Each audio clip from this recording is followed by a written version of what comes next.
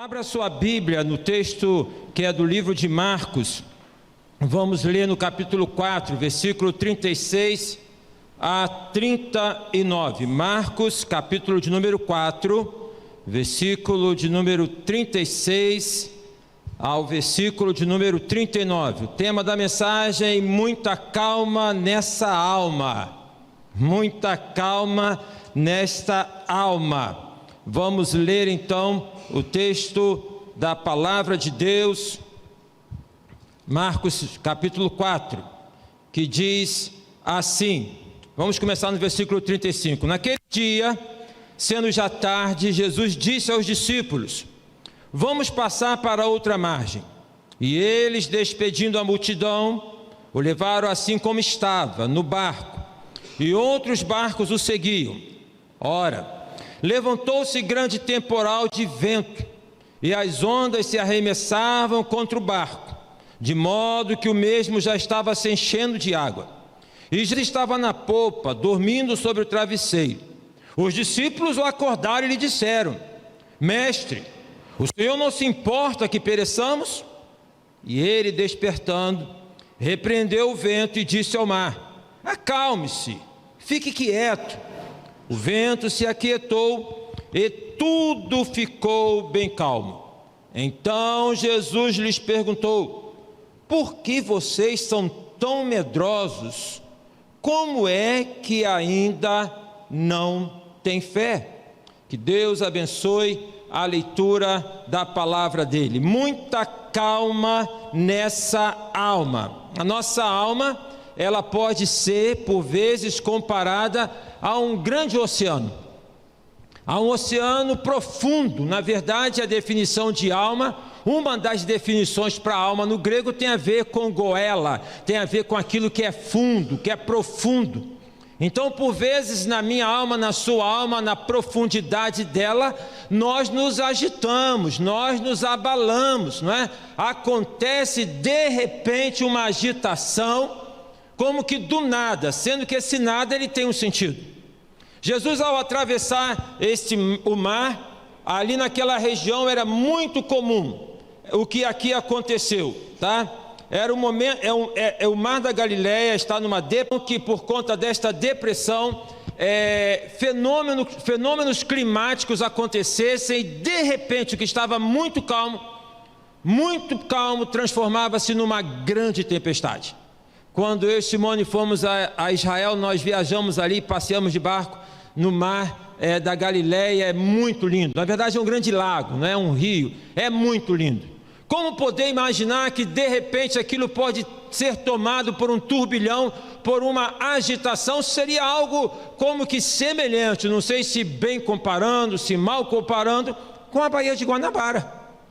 Como imaginar que na Baía de Guanabara, ali, de repente, aquilo pudesse ficar tão agitado? Mas por vezes acontece. É raro, mas acontece aqui.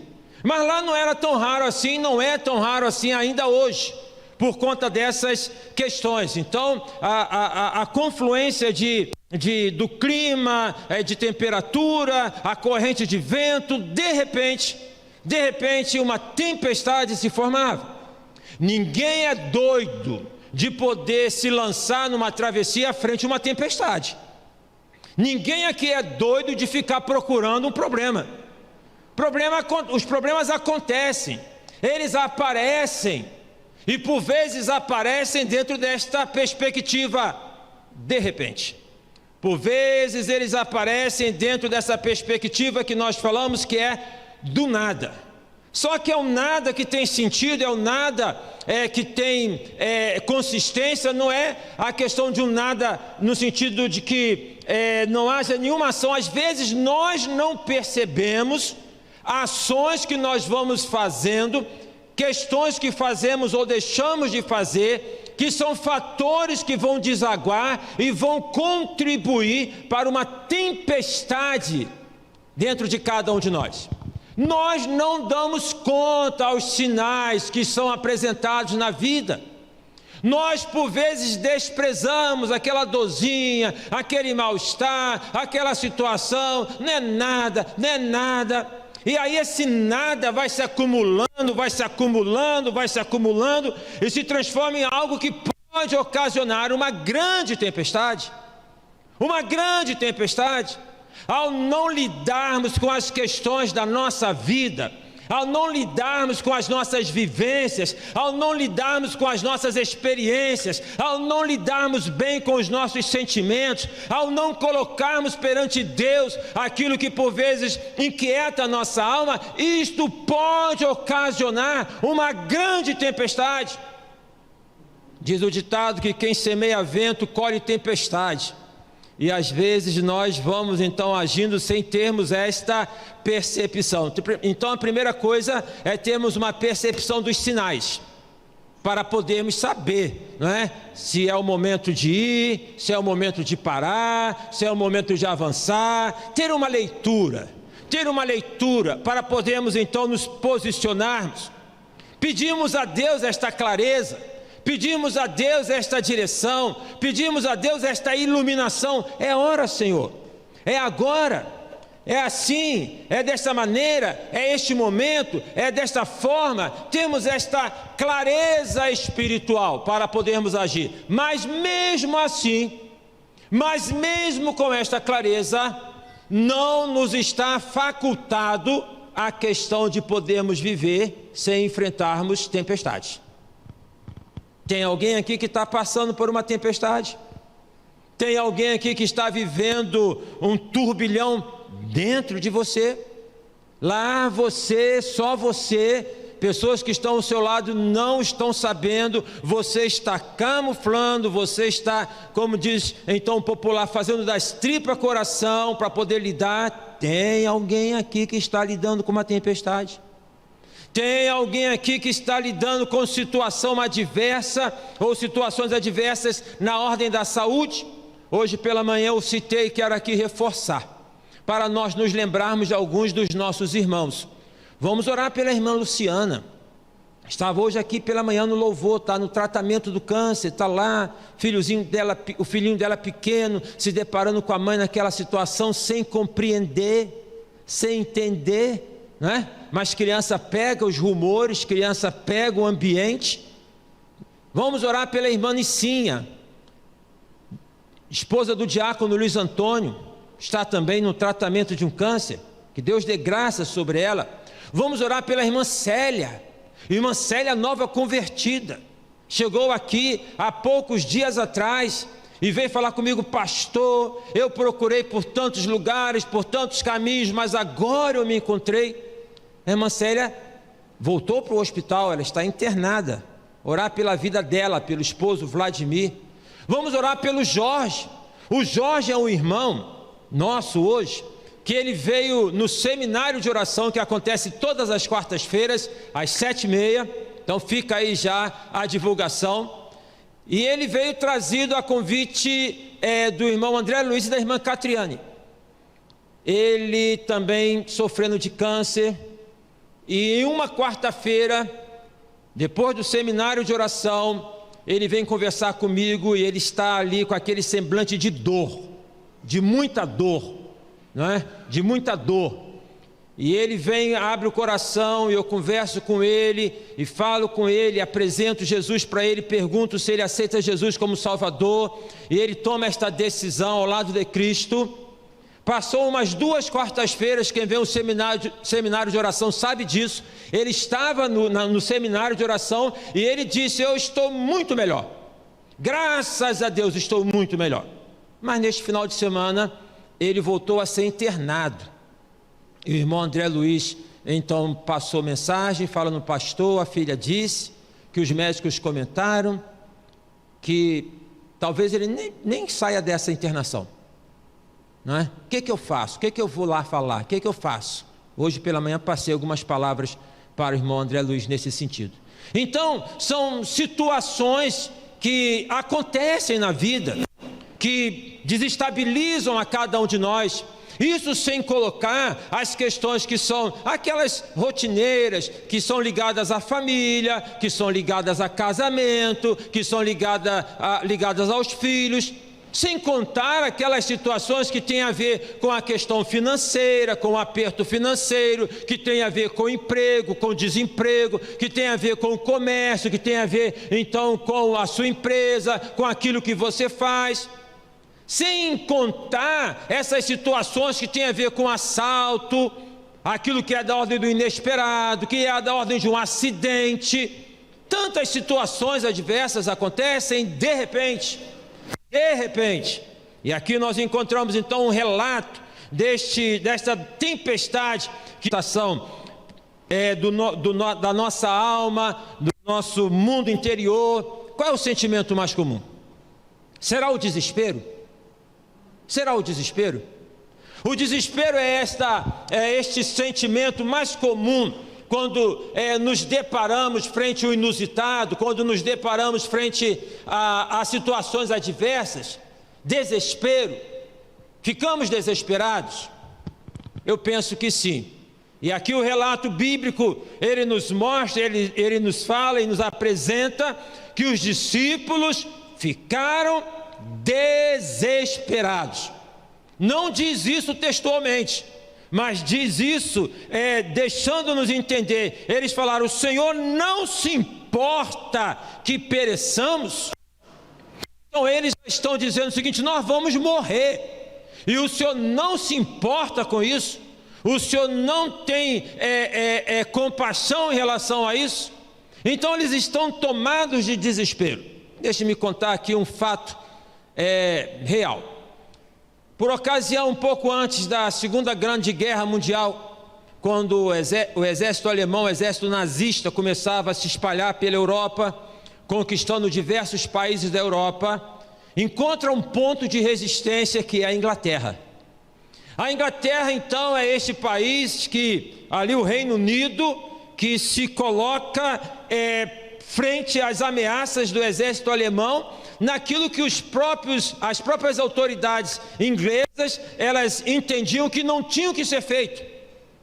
Dentro da própria Inglaterra, dentro ali do conselho do Reino Unido, já há a compreensão de poder se render, de poder não fazer resistência.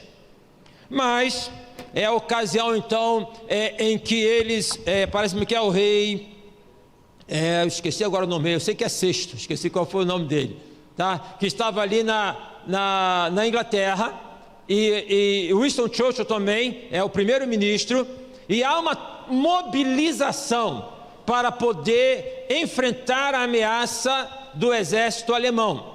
Eles então tomam, dentre algumas medidas, eles tomaram uma medida bem interessante.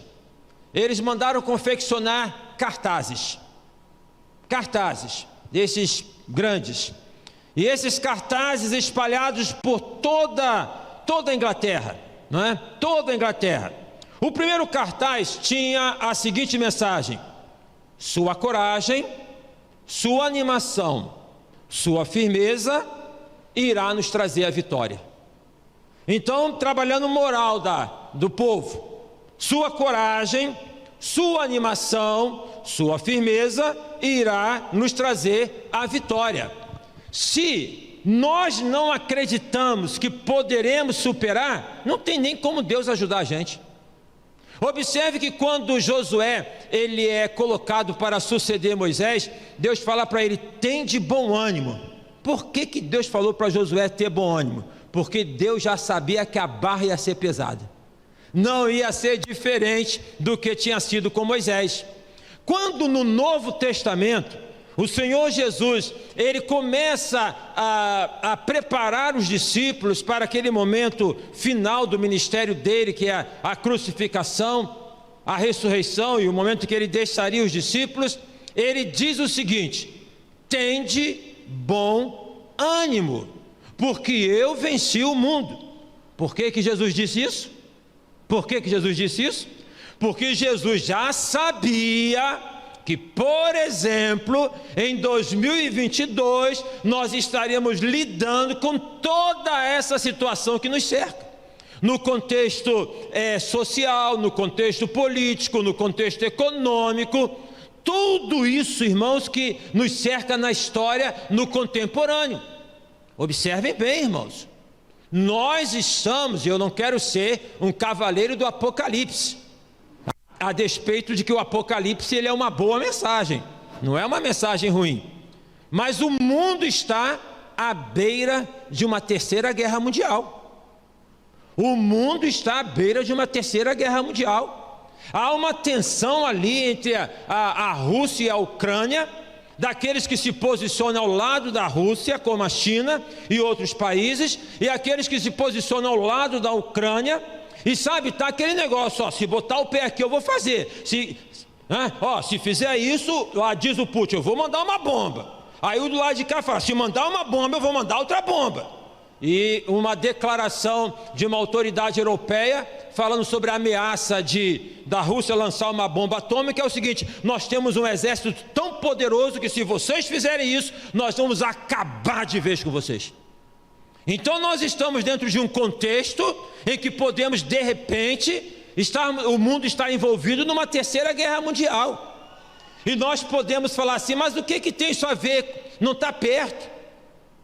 O mundo está muito perto, e o que acontece lá afeta a gente aqui, tranquilamente. Nós estamos saindo, não é, de uma pandemia que dizimou pessoas no mundo todo, que levou a mortes no mundo todo, que dilacerou famílias no mundo todo. Nós vivemos um momento de convulsão. Se nós olharmos para a sociedade, se nós olharmos para os dados da realidade, desanima, gente, desanima. Não é à toa que vivemos numa época de tanta depressão, não é à toa que vivemos num tempo de tanto pessimismo, porque se olhar para os dados da realidade, desanima. Então Jesus já sabia que não seria fácil, então ele disse, tenham bom ânimo. Ele já deixou esta palavra para poder trabalhar em nosso coração esta perspectiva da coragem para viver, coragem para enfrentar as dificuldades, coragem. E aí foi o primeiro cartaz espalhado por toda a Inglaterra, para a mobilização de toda a Inglaterra: sua coragem, sua animação, sua firmeza irá nos trazer a vitória. O segundo cartaz, também colocado depois, espalhado pela Inglaterra, trazia os seguintes dizeres: a liberdade está em perigo, defenda-a com todas as suas forças. Já é uma convocação para toda a nação entrar em guerra. Não somente uma questão de um exército, mas todo mundo está preparado para poder defender a liberdade. Ou seja, defender o Estado, defender a nação, defender a soberania. A liberdade está em perigo, defenda com todas as suas forças. Você consegue perceber a dimensão que há entre os dizeres do primeiro cartaz para o segundo cartaz? Então, o primeiro cartaz trabalha na questão da moral, sua coragem, sua animação, sua firmeza, irá nos trazer a vitória. Então, o segundo cartaz já é um dado da realidade. Olha, o negócio está feio, a situação é perigosa. Já é aqui uma convocação mesmo, para poder fazer uma barricada, para poder resistir, porque eles já estão ali admitindo que a invasão é iminente, é questão de tempo. Terceiro cartaz. Quais os dizeres colocados no terceiro cartaz? Terceiro cartaz nunca foi colocado. O terceiro cartaz nunca foi colado lá nos postes, nas ruas da Inglaterra. Sabe por quê? Porque eles resistiram. E dentro, nós sabemos, no contexto histórico da União, então os aliados resistiram o exército alemão e venceram. O terceiro cartaz ficou empilhado numa gráfica, colocado lá, não é? Empoeirado, jogado, e só foi encontrado muitos anos depois. Muitos anos depois. Qual a mensagem desse terceiro cartaz? Mantenha calma e siga em frente. Esses dizeres já apontam o seguinte: olha, o exército alemão entrou, dominou, nós estamos nesta situação, mantenham a calma e sigam em frente. Observem bem então como que há aqui uma progressão para poder preparar o povo e até para poder aceitar uma realidade. Eu pego esse dado da história para poder dizer o seguinte: louvado, glorificado, exaltado, enaltecido seja o nome do Senhor, pelo fato de que boa parte, 90%, 95%, 98%, 99%, 99,9% das nossas projeções negativas não se cumprem. Amém, irmãos? Amém? Não se cumprem, não se cumprem. Então, o que nós precisamos? Precisamos enfrentar a situação, mas enfrentar a situação sem esta perspectiva do desespero. Interessante que, ainda falando sobre os dizeres deste cartaz, quando então encontraram, isso foi encontrado e foi leiloado, e todo o material que tinha naquela gráfica, e não se sabia o que tinha, e quem adquiriu todo aquele material, encontrou esses cartazes, pegou e colocou lá numa loja que tinha. E o pessoal começou a admirar dessa frase, do contexto histórico. A partir dali, então, saiu como estampa para camisa, estampa para xícaras, estampa, ou seja, aquilo que estava dado como sendo uma derrota, agora foi transformado numa grande ação de lucro. Olha só, numa grande ação de lucro, tá? Deus, Ele faz na nossa vida aquilo que nós por vezes achamos que é tudo perdido. Deus, Ele restaura, Deus coloca assim num grande mosaico, Deus faz com que seja tudo novo de novo.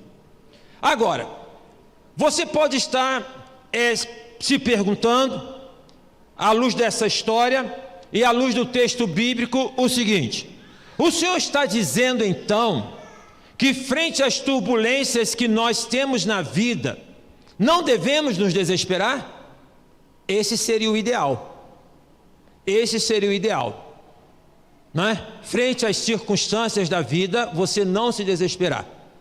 Eu me recordo de quando fomos assaltados 2 vezes, há anos atrás, num período curto de tempo.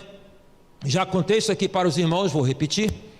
Em que nós tínhamos saído da igreja, do culto à noite, e voltando para casa, então, ali na Rua do Rio, essa rua que sai aqui na Dias da Cruz, frente ao Clube Mackenzie, um carro vinha atrás, sem querer ultrapassar. Aí eu já achei estranho. A gente mora no Rio de Janeiro, a gente vive, não é? Outro dia eu estava descendo aqui a Virela Tavares semana passada. Aí vi uma pessoa do outro lado, abordou 2 meninas, as meninas saíram assim, apressaram o passo, ele veio na minha direção e ficou atrás. Então eu já diminuí e encostei do lado dele. Se vai pegar, não vai pegar assim na trairagem, vai ter que encarar, tá? E aí fiquei do lado dele ali, e graças a Deus, né, desvencilhou. Mas aí vindo eu percebi isso, diminuí, não passou. Aí então virei, morava na Magalhães Couto, subindo ali para Curupaiti, virei ali para a esquerda, que não é muito comum, porque o comum é mais para a direita, para vir para o tráfego mais em relação a Dias da Cruz, e o carro virou também. Simone está de prova, Tiago era pequeno, eu parei o carro, que eu morava numa vila, ao invés de embicar para entrar na vila, eu parei o carro, falei para Simone: fica calma, que é um assalto. E não deu outro. 2 bandidos saíram, um com uma pistolazinha 22, perdeu, né? Botou na cabeça, calma. E aí sai correndo, eu dei aquele tiro assim, mas olhando para trás, por conta da Simone, Larissa, Vaneide e Tiago, pegou o carro e levou, né? Pois bem, depois, acho que passaram uns 3, 4 meses, estávamos aqui no dia de semana, e aí eu fui dar carona para minha irmã Ana Maria e levei a Regina, esposa do Carlinhos, diácono Carlinhos, saudoso diácono Carlinhos. E deixei a Regina ali em Quintino, perto da primeira de Piedade, em Piedade. E quando eu entrei na rua dela, um carro entrou atrás, eu já fiquei. E essa foi pior, porque eles vieram com muita violência, né? Muita agressividade. E aí eu botei as mãos no volante e falei assim: calma, calma, calma. Porque num momento como este, se você vai tirar o cinto de segurança, já pode ser visto como um movimento suspeito, não é verdade? Então, enfim, e ali então é engraçado porque, trágico cômico, né? Porque a minha irmã estava sentada, a Regina, esposa do Carlinhos, se ela estiver cultuando conosco aqui, vou falar, Regina. A Regina, quando viu que ia ser assaltada, foi de fininho para poder entrar e deixar a gente para trás. Aí o bandido falou: não, você também vem para cá. Aí eu falei assim: a Regina ia deixar a gente aqui, rapaz. A minha irmã Ana Maria estava no banco do carona e não conseguia tirar o cinto de segurança. E o cara sai, e sabe como é que ele fala sai, né? De que maneira, de que forma educada, que palavreado. E ela não consegue, eu não sei como que ela saiu ali do carro com o cinto de segurança. Só quando eu olhei já estava Ana Maria no chão, né? Ali. E então foi uma situação bem assim, bem contundente. Pois bem, eu não estou dizendo que eu reajo calmamente às situações. Não estou dizendo isso, tá? Quando a minha filha mais velha Larissa apareceu de repente com um cisto no ovário, eu fiquei desesperado. E aí quem ficou calmo foi Simone. E eu fiquei desesperado. Então, o que eu quero aqui ressaltar é esta interrogação que você pode estar se fazendo. O Senhor está dizendo que frente a uma tempestade, eu tenho que ficar calmo, como se nada acontecesse? O Senhor está dizendo, à luz da palavra, que frente a uma tempestade, os discípulos deveriam ficar assoviando ali? Não. O Senhor está dizendo que a fé, ela nega a realidade? Ela nega a tempestade? Nada disso, nada disso. O que eu estou dizendo, e que eu quero ressaltar, são duas coisas. Primeiro, que o desespero é o sentimento mais comum, que vem logo, frente a uma situação inusitada, e quem sabe você possa estar vivendo um momento de desespero na sua vida, quem sabe? Segunda coisa que eu quero ressaltar, é que o desespero não vai te ajudar muito. É uma reação natural, mas não vai te ajudar. No desespero a gente não sabe o que fazer. No desespero a gente não sabe, né, qual caminho tomar. Falta clareza na mente, porque tudo fica muito escuro. Então observe, os discípulos falaram para Jesus: o Senhor vai permitir que nós pereçamos? Olha a incoerência destas palavras. Eu não estou julgando esses homens, porque se eu estivesse ali, eu estaria numa situação, quem sabe, até pior do que eles. Mas só quero mostrar essa incoerência. Jesus, que veio ao mundo para salvar, vai deixar morrer no barco, gente? Jesus, que veio ao mundo para nos salvar, né? Para que nós possamos alcançar a maior vitória, vai deixar que a gente possa nadar e morrer na praia? De maneira alguma. O que eu quero ressaltar, portanto, é que mesmo sendo o desespero um sentimento comum, nós precisamos estar avisados em relação a isso, para que nós não venhamos ceder ao desespero. O desespero não ajuda, o desespero paralisa. Ele não ajuda, ele paralisa. E quando nós somos tomados na nossa alma, no oceano do nosso mundo interior, agitado, e ficamos lá desassossegados, ficamos lá preocupados, isso não ajuda, isso não resolve, isso não nos traz clareza. Então, pastor, o que nós precisamos fazer? O que nós precisamos fazer? Não é? Calma, muita calma nessa alma, muita calma nessa alma.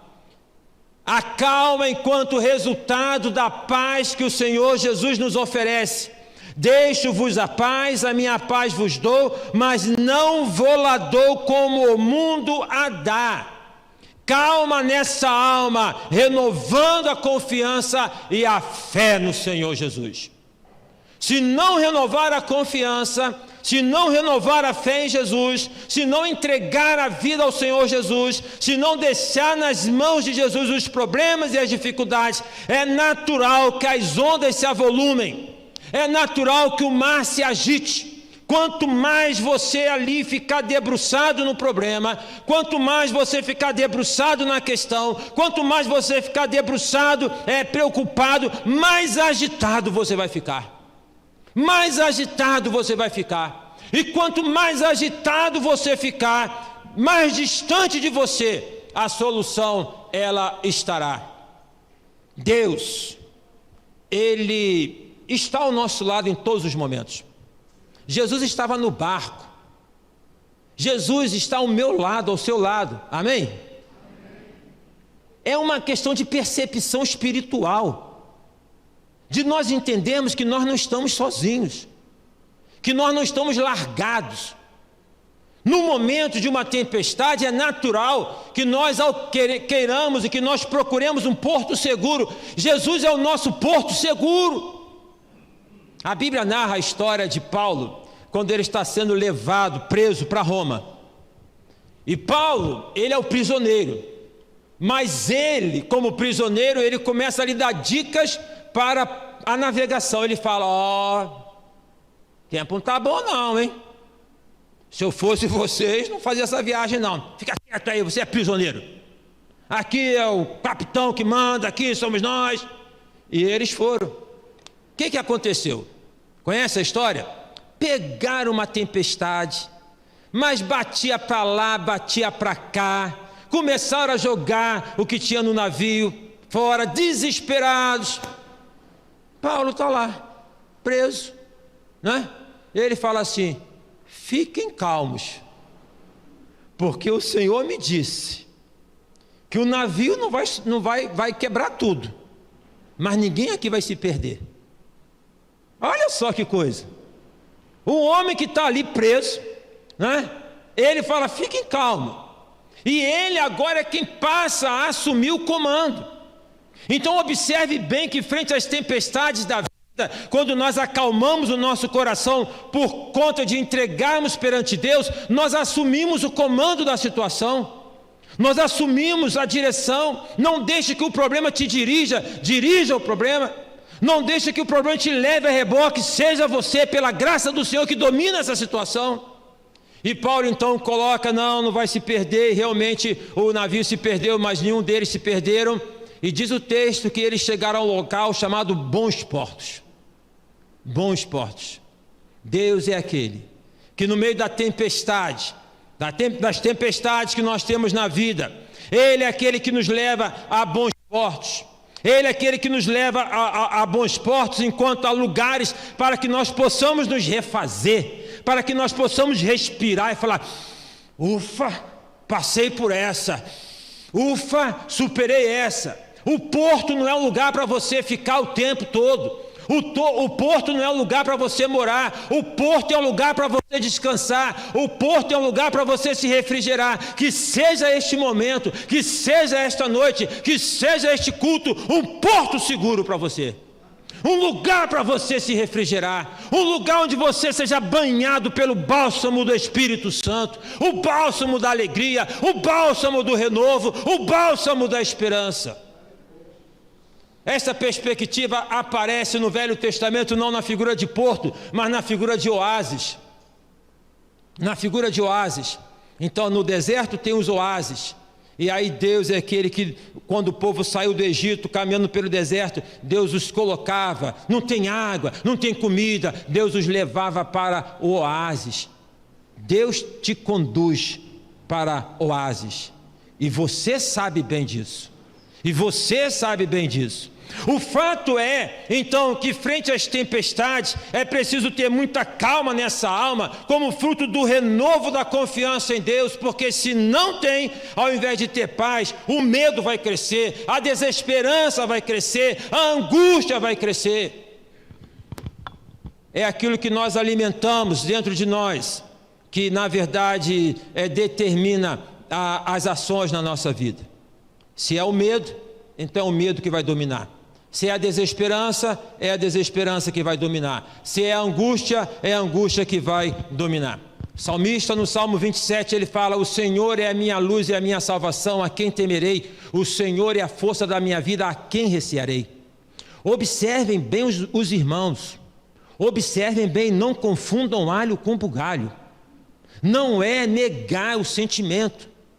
Dizem os estudiosos que na Bíblia aparece 366 vezes a expressão não temas. Se é desta maneira, eu nunca contei, né? Se é desta forma, é já Deus avisando a gente o seguinte: o medo vem, ele está aí, mas você lida com ele. Não é ser crente, não é ser insensível, gente. Ser crente não é ser de ferro. Ser crente não é dar conta de tudo. Ser crente é poder saber que tem horas que a tempestade vem e você não sabe como vai lidar. A água não tem cabelo, não tem onde segurar. O autor do livro de Hebreus, ele faz uma citação muito interessante. Ele vai dizer que Jesus é a âncora da nossa alma. Já foram para a região de praia? Já foram para Búzios? Passearam em Búzios? Aí, ô marido, leva a esposa para Búzios. Vai passar um final de semana em Búzios, tá? Lugarzinho bonito lá. E ali tem na Rua das Pedrinhas, né? Passeia das Pedras, Rua das Pedras. Tem ali aqueles barcos que ficam. Já repararam que eles ficam assim? Não fica ali na areia, fica ali no mar ali, um pouco distante da areia. E tem os transatlânticos que ficam lá no marzão, lá na frente. Como é que eles ficam parados se o mar está em movimento? Se tem, mesmo que não tenha onda, mas tem marola. Porque tem âncora. Isso me faz lembrar uma ocasião quando eu fui em Angra dos Reis e fui fazer um passeio de barco, eu com as crianças, Simone, e fomos na tal da Ilha da Butina. Eu estava todo metido que eu tinha acabado de aprender a nadar. E aí quando o comandante falou assim: a Ilha da Butina está ali. E eu falei: pode pular, moço. Eu pulei, no meio daquele marzão, pulei. Quando eu pulei, o comandante fala: olha, vocês que estão aí, aguenta aí, porque a âncora não pegou. E eu vou ter que fazer uma manobra aqui. Aí eu olhei para o indivíduo e vi só o barco indo embora. Aí eu falei: e agora? Como é que eu fico? Olha o que o desespero faz. O que ele tinha dito? Eu vou voltar, mas olha o desespero. Ele vai me deixar aqui. O que eu fiz? Saí nadando atrás. Dei 3 braçadas e meio palmo de língua para fora. Tinham 3 pessoas do meu lado. 3 paulistas, gente boa. E eu falei para ele: cara, eu cansei, não estou aguentando. E aí o que eu faço? Dá seu jeito. Foi simples assim, né? E irmãos, literalmente ali eu morreria afogado. Eu morreria afogado. Mas me veio o lampejo, que foi o seguinte: morrer afogado aqui é muita safadeza. Aí só que foi o lampejo? Eu vou boiar. A Simone, minha digníssima, ela tem às vezes algumas frases inusitadas, que não são elaboradas, que saem assim. Contou ela uma certa ocasião, se a pessoa estiver aqui, guarda para você, ninguém precisa saber que foi com você, né? Que uma irmã a procurava pedindo: o que eu faço? E em algum momento ela já não sabia mais falar o que a irmã deveria fazer. Ela já estava sem saber o que falar. E a irmã perguntou: e aí, Simone, o que eu faço? E aí na hora assim veio, ela falou assim: boia, minha irmã, boia. E a irmã pegou e falou: então tá. Na semana seguinte ela veio e procurou Simone. E Simone falou para mim: eu não sabia o que falar. Eu falei: boia. E na semana seguinte ela procurou a Simone e falou assim: Simone, muito obrigado, porque o que você falou foi isso mesmo, boia. Quero falar uma coisa para você: na vida tem hora que você tem que boiar. O que me salvou ali em Angra dos Reis foi isso. Eu vou boiar. E eu abri os braços, deitei e boiei, irmão. Boiei e fiquei ali, né? Aí o barco foi lá, voltou. Se a gente se desespera, se a gente fica ali naquela questão de poder se debater, então nós não damos conta do problema. Então o que devemos fazer para ter calma, né, nessa alma? É renovar a nossa fé no Senhor, é colocar a nossa confiança no Senhor, é saber que Deus está conosco. O texto aqui não nos deixa esta mensagem de que Jesus não deveria ser importunado. Jesus não é importunado com nossas orações. Jesus não é pego de surpresa. Não tem surpresa no dicionário, não é? De Deus. O que acontece do inusitado. Não tem a questão de que o pecado entrou no mundo porque foi um cochilo de Deus. Não, está dado, já sabia. Está dado. A questão não é aquietar, engolir e poder dizer: eu tenho fé, eu vou vencer, e dar aquela aparência de ser forte. Entendamos, irmãos, compreendamos, irmãos. 2 Coríntios capítulo 12, quando Paulo pede a Deus que tire o espinho na carne, e Deus diz para ele: não, eu não vou tirar o seu espinho, mas eu vou te dar graça. Paulo entendeu a mensagem, e ele disse: de agora em diante, me gloriarei nas minhas fraquezas, porque quando estou fraco, então é que sou forte. Não confundam e não entendam fraquezas aí, agora em diante vou me gloriar nos meus pecados, não é isso.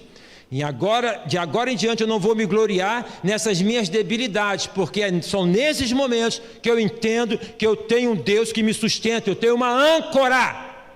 Eu tenho uma âncora. Jesus é a âncora da nossa alma, é aquele então que nos sustenta, e aqueles barquinhos lá, então, em Búzios ficam porque eles estão ancorados, e aquele transatlântico lá no meio do mar, fica também porque eles estão ancorados. As tempestades existem, algumas nós podemos evitar,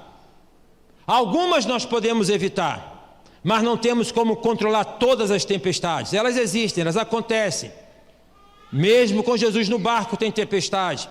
Mesmo com Jesus na vida tem tempestade. Sem essa de poder falar que crente não tem problema, sem essa de falar que crente não tem dificuldade, acontece. A chuva vem sobre justos e injustos, o sol vem sobre justos e injustos. Mas qual é a perspectiva? Muita calma nessa alma, porque as dificuldades e as tempestades são oportunidades que nós temos para que nós possamos crescer na nossa fé, para que nós possamos crescer espiritualmente. Observem bem os irmãos, eu terminei aqui no versículo 40, que diz assim: então Jesus lhe perguntou: por que vocês estão tão medrosos? Como é que ainda não têm fé? E eles, possuídos de grande temor, diziam uns aos outros: quem é este que até o vento e o mar lhe obedecem? Quem é este? Quem é Jesus? Você sabe quem é Jesus? Compreende quem é Jesus?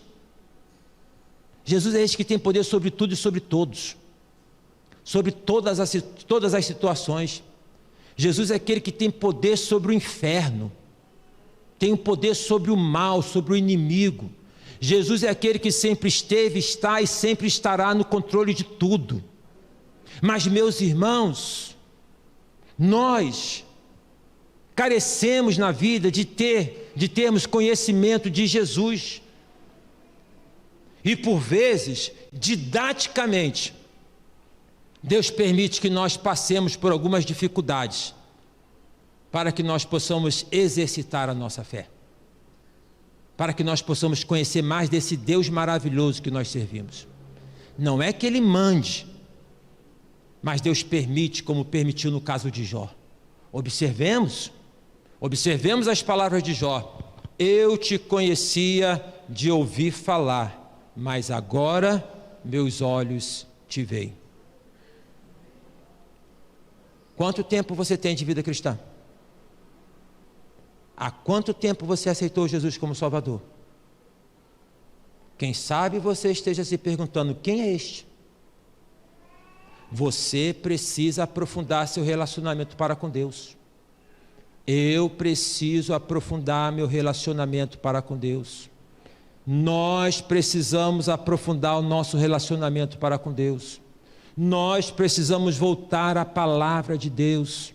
Nós precisamos cultivar a nossa devocional. Nós precisamos crescer cada dia espiritualmente, irmãos. A cada dia, é raiz,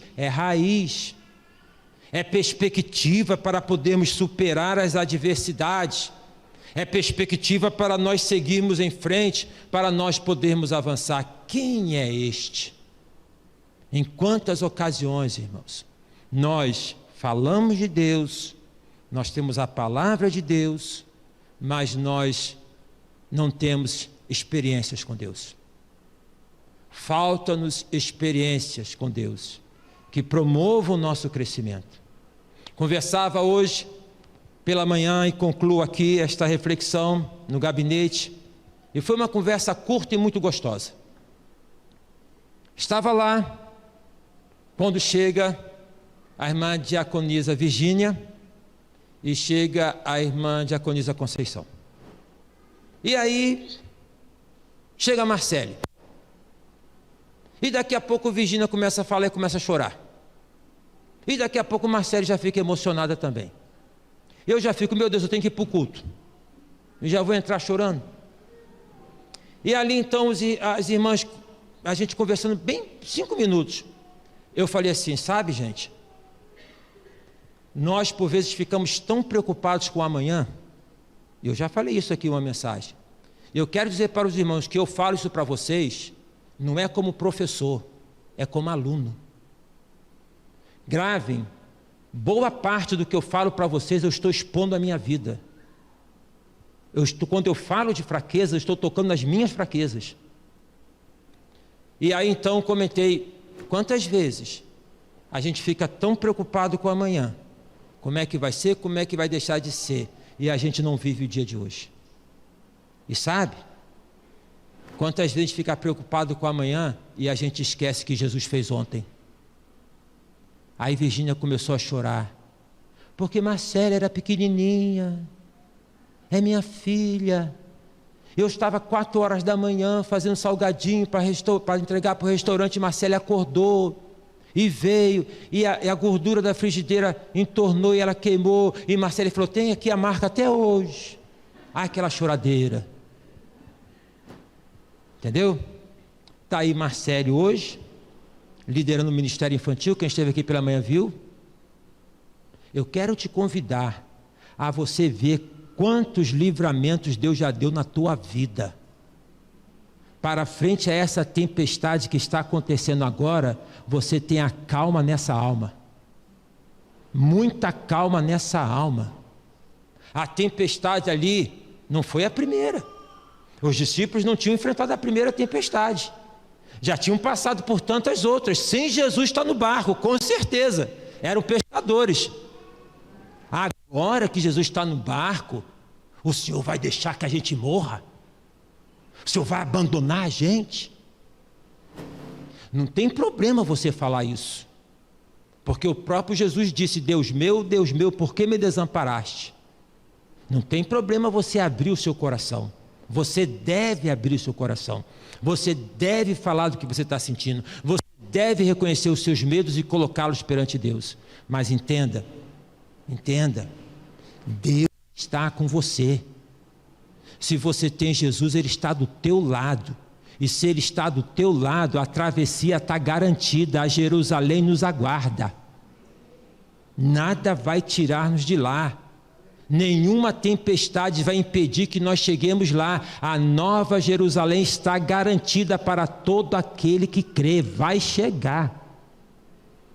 Esta tempestade, essa dificuldade é uma oportunidade.